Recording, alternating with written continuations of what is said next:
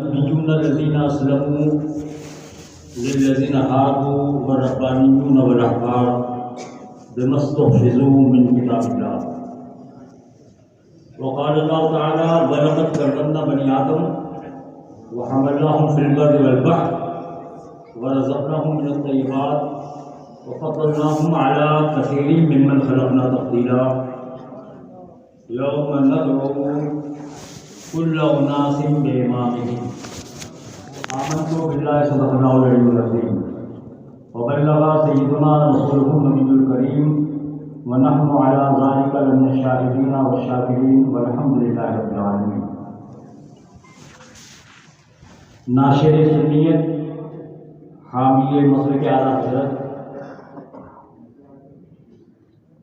ہم سب کی پوری دنیا کی جانی پہچانی شخصیت جناب محترم محمد سعید نوری صاحب قبلہ،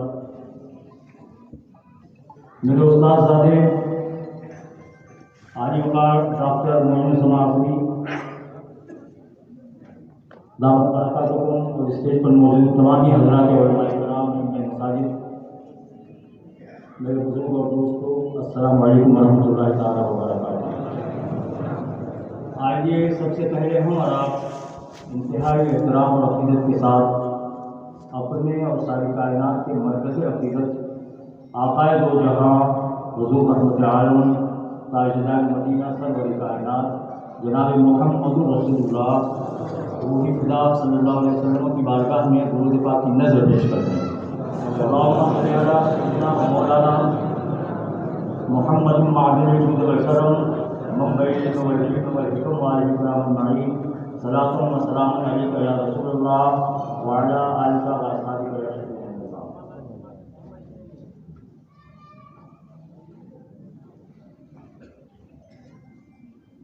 آج کا یہ پروقار عظیم اجتماع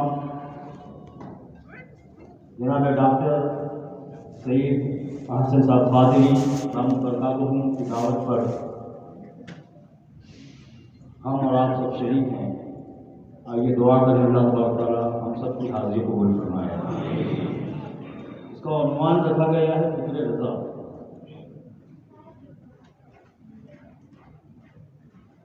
یہ ایک بڑا جامع سا لفظ ہے اور بہت اعتبارات سے اس پر گفتگو ہو سکتی ہے۔ فکر رضا وہی مشرب رضا، وہی مسلک اعلیٰ حضرت ہے، اور اعلیٰ حضرت کی شخصیت جب اور جہاں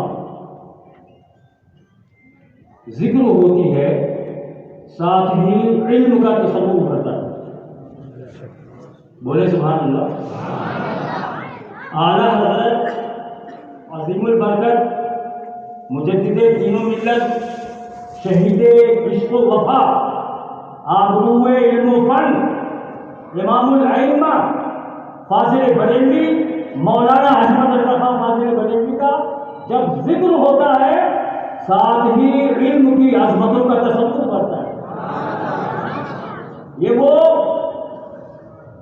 ہماری جماعت کی وہ شخصیت ہے جس کو ہم بغیر کسی شک اور ریب کے، بغیر کسی کم و کاست کے علمی اور عالمی شخصیت کہہ سکتے ہیں۔ علمی اور رات گرامی، میں آپ کو کما کو دیکھ نہیں پا رہا اس لیے کہ لائٹیں میری طرف ہے، بڑی دقت سے میں آپ کو دیکھ رہا ہوں۔ میں آپ سے کچھ گفتگو کر رہا ہوں اور آپ نے اس کا جواب دینا۔ انشاءاللہ خطاب تو ہوگا علمی اور فکری خطاب میرے استاد مکرم خطیب اعظم مفکر اسلام دعوت برکاتہم کا علمی اور بڑا انگیز خطاب ہوگا، آپ کو سننا ہے۔ حضرت کے آنے سے پہلے مجھے آپ سے کچھ گفتگو، سادہ اور تیز گفتگو، آسان گفتگو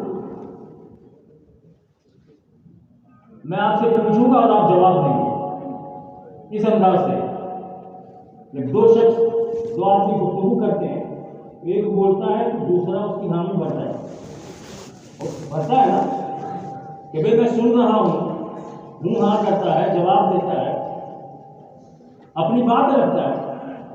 میں آپ سے گفتگو کر رہا ہوں اور آپ کو جواب دے رہا ہوں کہ آپ میری گفتگو سن رہے ہیں، اور یہ میری کمزوری ہے کہ اسی طرح سے مجھے بات کرنا آتا ہے. بہرحال تھوڑی دیر کے لیے میں حاضر ہوا ہوں. میں نے عرض کیا کہ جب اعلیٰ حضرت کا ذکر ہوتا ہے ساتھ ہی علم کی عظمتوں کا تصور ہوتا ہے. وہ علمی شخصیت جس نے 2 4 5 10 نہیں بلکہ اصولی طور پر 50 علوم اور فنون پر اور فروعی اعتبار سے کئی سو علوم اور فنون پر اپنی باقاعدہ زندہ تحریریں دنیا کو عطا فرمائیں. اور یہ عالمی پیمانے پر ایک ریکارڈ ہے. کیا بولیں گے؟ بولے نا، ایک ریکارڈ ہے. 14 صدیاں گزری، بڑے بڑے علماء اور ائمہ تشریف لائے، بڑی بڑی کتابیں لکھی گئیں. کسی نے 5 پنے کتابیں لکھی، کسی نے 10 پنے کتابیں لکھی. امام ابن حجر اسقلانی جیسا جبل العلم حافظ الحدیث علماء نے لکھا، علامہ شمس بریلوی نے، کہ آپ کی کتابیں 8 فنون کے گرد گھومتی ہیں. دنیا کو عظیم شاہکار انہوں نے دیے، لیکن فنون کی تعداد کتنی ہے؟ 8. بولے کتنی ہے؟ 8. علامہ جلال الدین سیوطی کا نام آپ نے سنا؟ امام جلال الدین سیوطی رحمۃ اللہ تعالیٰ علیہ کی آپ نے کتابیں اور بھی فنون میں ہے، لیکن آپ فرماتے ہیں کہ مجھے 7 فنون کے اندر مہارت تامہ حاصل ہے. آپ نے خود اس کا اقبالی بیان اپنی تحریر میں دیا. کتابیں اور بھی فنون میں ہیں، 12-15 فنون میں آپ کی کتابیں. اور آپ نے ہندوستان کے اندر مصطفیٰ کی برکت، عطائے رسول شیخ محقق شاہ عبداللہ محدث دہلوی رحمۃ اللہ تعالیٰ علیہ کا نام سنا. آپ کے علوم کی تعداد بھی بہت کھینچا جائے 24 سے زیادہ نہیں بنتی، لیکن اللہ تبارک و تعالیٰ نے یہ اسلام کا اور ہمارے دین کا زندہ معجزہ ہے یا نہیں کہ اس قحط الرجال میں، اس گئے گزرے دور میں اللہ تبارک و تعالیٰ نے ایک ایسی شخصیت کو جلوگر فرمایا کہ جس نے باقاعدہ 50 فنون کے اندر اپنی زندہ تحریریں دنیا کو عطا فرمائی، اور ہمیں یہ کہنے پر مجبور کر دیا کہ کوئی شان غوث الورا بن کے آیا، کوئی شان غوث الورا بن کے آیا، کوئی شان خواجہ پیا بن کے آیا. رضا تیری عظمت کا قربان جاؤں، محمد کا تو معجزہ بن کے آیا. نعرہ تکبیر، نعرہ رسالت، ذکر رضا کانفرنس، نعرہ تکبیر. رضا تیری عظمت کے قربان جاؤں، محمد کا تو معجزہ بن کے آیا.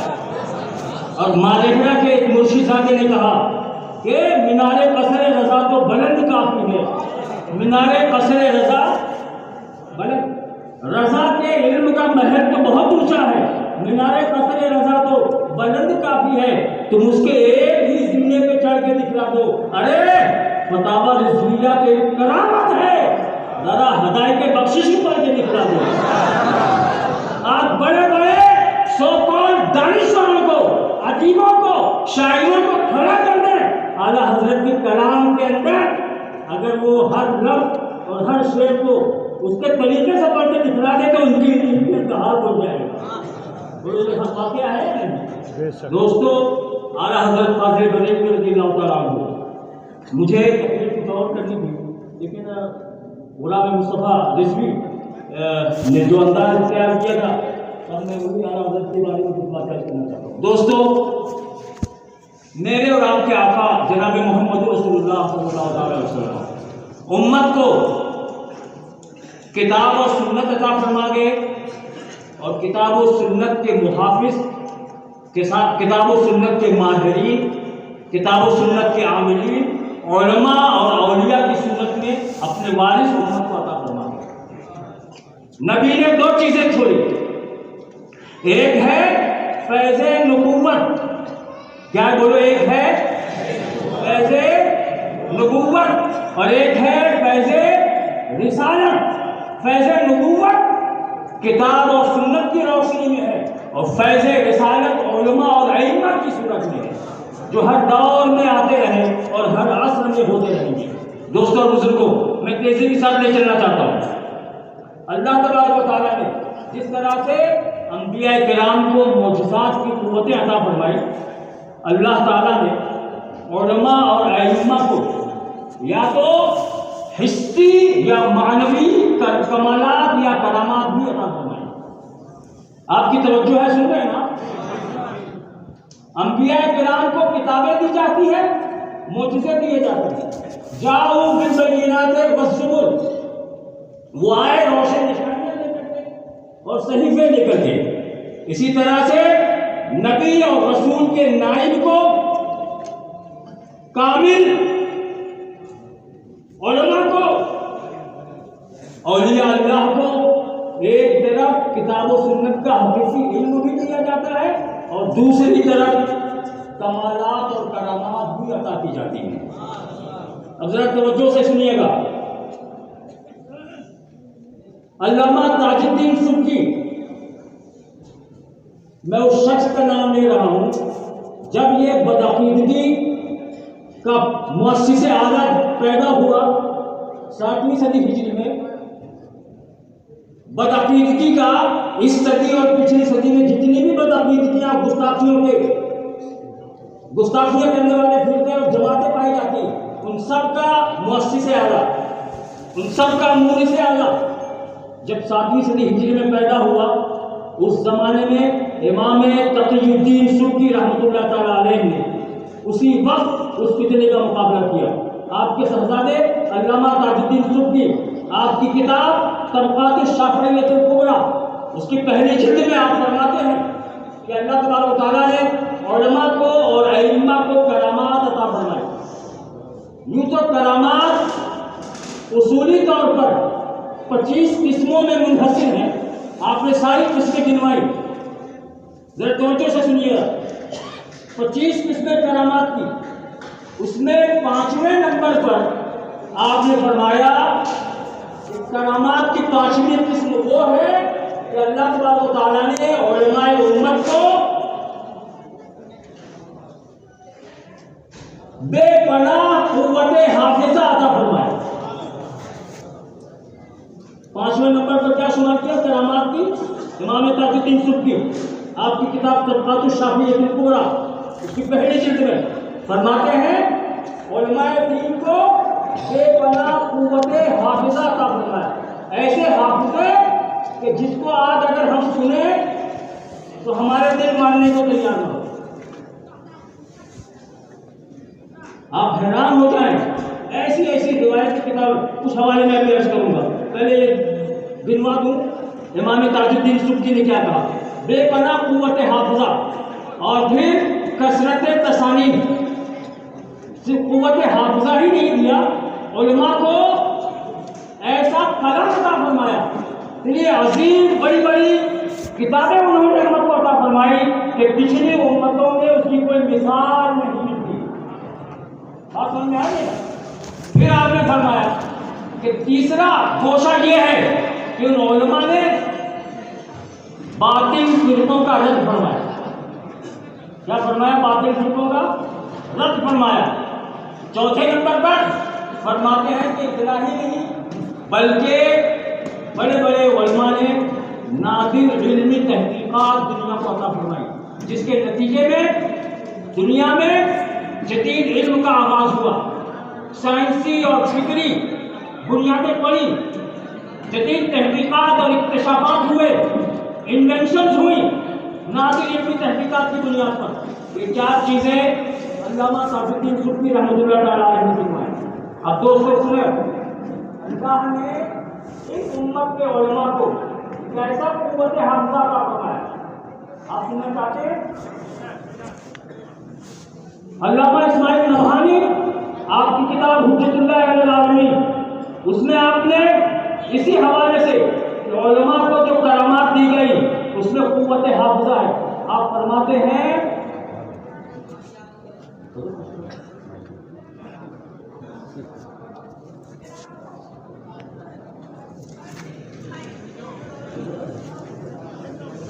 نعرہ تکبیر، نعرہ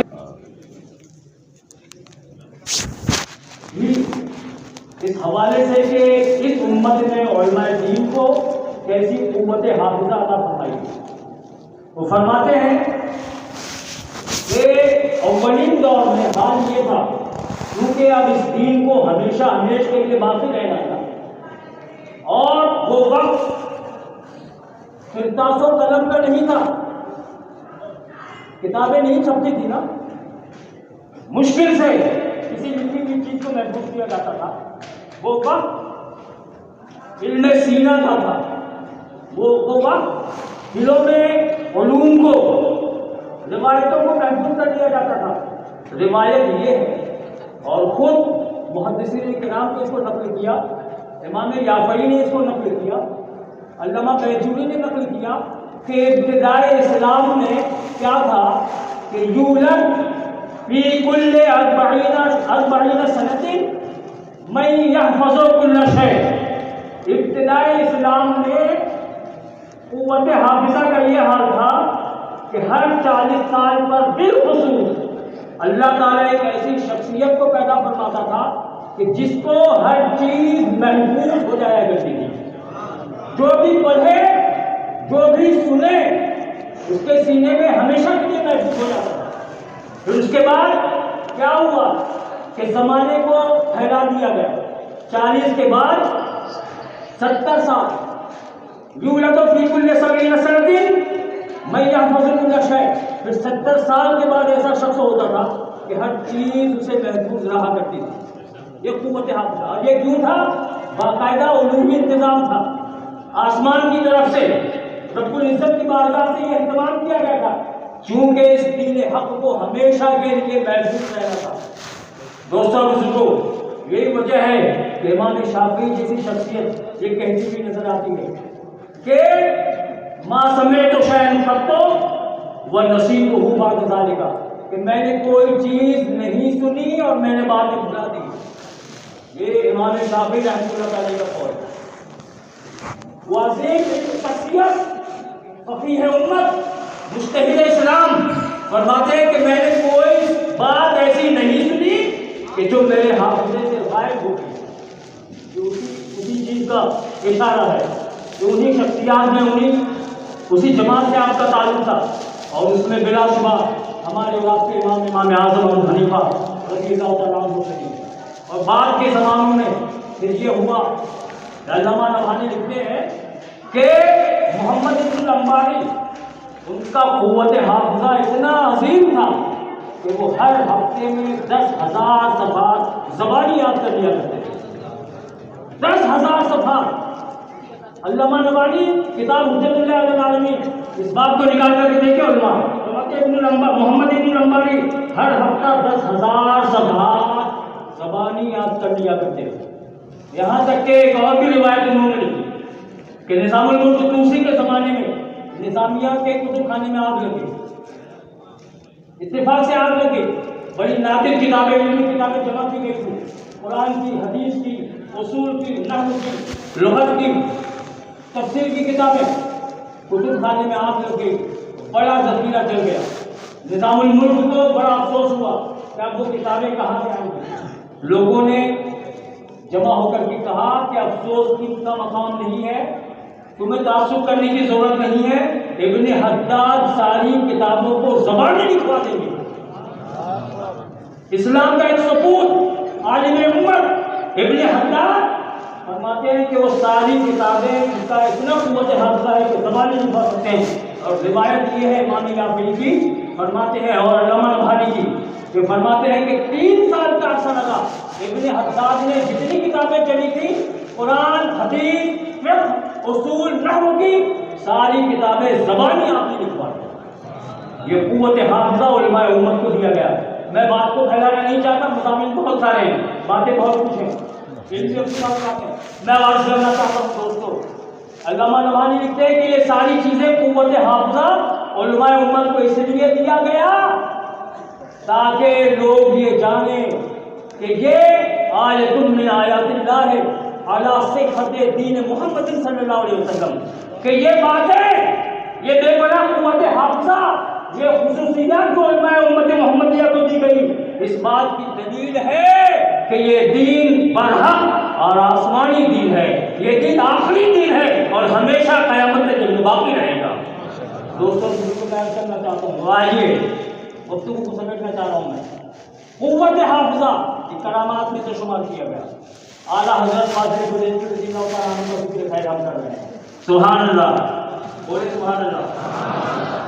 زبان میں بایا خود آیا، یہ کس کا نام آیا کہ میرے نطق میں بوسے میری ہوا کے لیے، امام کا نام آئے اور ہم سبحان اللہ نہ کہیں۔ فاضل بریلوی شہید عشق و وفا، آبرو علم و فن، خود فرماتے ہیں کہ علم بنائے ہوئے بازوم نازر منم، کہ علم بنائے ہوئے بازوم نازر منم کہ حملے من شیر رابر اندازر، ششیدہ باشی تو احمد رضا من آنستم، شنیدہ باشی تو کیرے قضا من آنستم۔ فرماتے ہیں میری ذات سے اللہ نے علم کو زندہ فرما دیا ہے۔ آپ کی قوت حافظہ، سبحان اللہ سبحان اللہ، آپ کو رب العزت نے علم قرآن اس طور پر عطا فرمایا تھا کہ آپ کو جب جس مسئلے میں، جس حوالے سے، جس مطلب کی قرآن پاک کی آیات درکار ہوتی، وہ تمام مضامین ما لہو و ما علیہ کے سب آپ کے ذہن میں موجود ہو جائے گا۔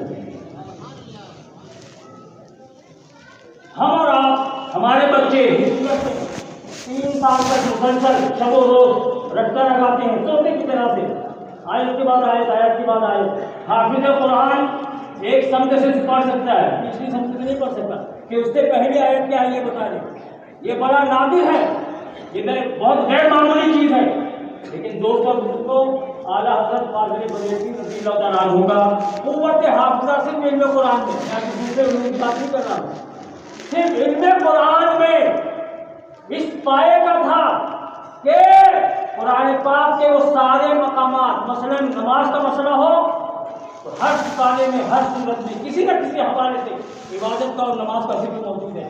اعلیٰ حضرت کے سامنے تمام آیات کمپیوٹر کی طرح سے سامنے آ جائے، اور اتنا ہی نہیں، اس کی تمام تفاصیل کے ساتھ، اس کے تمام متعلقات کے ساتھ۔ اس کو کہتے ہیں ماہر قرآن، اس کو کہتے ہیں، بڑی مشہور حدیث پاک ہے، ماہر قرآن مع السفرۃ الکرام البررہ، اور اس کی تفسیر نور اللہ علی قاری نے ساری صفات فرمائی ہے کہ ماہر قرآن وہ ہوتا ہے جو اتقان کے ساتھ قرآن یاد کرے، کہیں نہ اٹکے، ہر مضمون کی آیت اس کی زبان پر آ جائے، اور بھی بہت ساری تفصیلات آپ نے گنوائی ہیں۔ دوستوں بزرگوں، یہ تو میں بات کی بات کر رہا ہوں، میرے امام کا علم قرآن کا حال یہ ہے کہ ابھی مکتب میں بیٹھے ہیں، مکتب میں بیٹھے ہیں، آپ کے دادا مولانا رضا علی آپ کو قرآن پڑھا رہے ہیں۔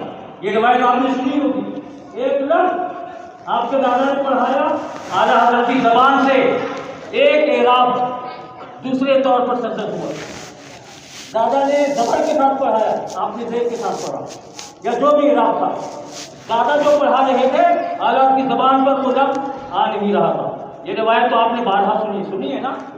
نتیجہ میں صرف بتانا چاہتا ہوں، اعلیٰ حضرت فاضل بریلوی رضی اللہ تعالیٰ عنہ، جیسا کہ میں نے عرض کیا نا، کتاب اور سنت کے تحفظ کے لیے، کتاب اور سنت کے تحفظ کے لیے، عقیدے اور دین کے تحفظ کے لیے اللہ تعالیٰ نے ان کو خاص طور سے دنیا میں بھیجا تھا، اس لیے غیر معمولی خصائص آپ کو عطا فرمائے گئے، قوت حافظہ آپ کو عطا فرمایا۔ تو کیا ہوا؟ غلط نہیں نکلا، اور پورا واقعہ آپ کے ذہن میں ہوگا۔ آپ فرماتے ہیں کہ میں کوشش کرتا تھا کہ وہی پڑھوں جو دادا فرما رہے ہیں، لیکن میری زبان سے نکلتا نہیں تھا، میں مجبور تھا۔ وہ ذات گرامی کہ ایک لفظ بھی بلکہ ایک حرکت بھی غلط طور پر پوری زندگی میں ان کی زبان سے نہیں نکلی. آپ اندازہ کریں حضرت فاضل بریلوی کا قوت حفظ اور قرآن پاک میں مہارت کا یہ حال ہے. دوستوں بزرگوں، جو بات میں نے آج کی نا، اتقان کے ساتھ قرآن یاد ہو. رد قادیانیت میں آپ کی کتاب المبین، آپ اس کو دیکھ لیجیے. قرآن پاک میں انبیاء کرام کا کہاں کہاں اور کس کس طریقے سے ذکر آیا ہے، وہ ساری آیات آپ نے ایک ترتیب سے جمع فرما دی اور اس کو 6 اقسام میں بڑی علمی بحث ہے. ان الفاظ میں نہیں دہرا سکتا، آپ اس کو اگر دیکھیں اور پڑھیں اس کو، جہاں جہاں تذکرہ آیا ہے. اور یہ قادیانی اور اس کی سریت کھینچا تانی کر رہی تھی مفہوم قرآن میں، آپ نے ان کے تمام دلائل کے تعلقات پھیل کر کے رکھ دیے اور قرآن کی تمام آیات کو کون سی کس ترتیب کے ساتھ کس مقام کی ہے آپ نے واضح فرما دیا.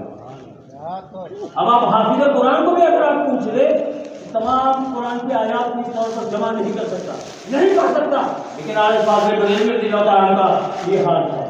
اور دوستوں میں عرض کرنا چاہتا ہوں، کثرت تصانیف اس حوالے سے گھنٹوں گفتگو ہو سکتی ہے.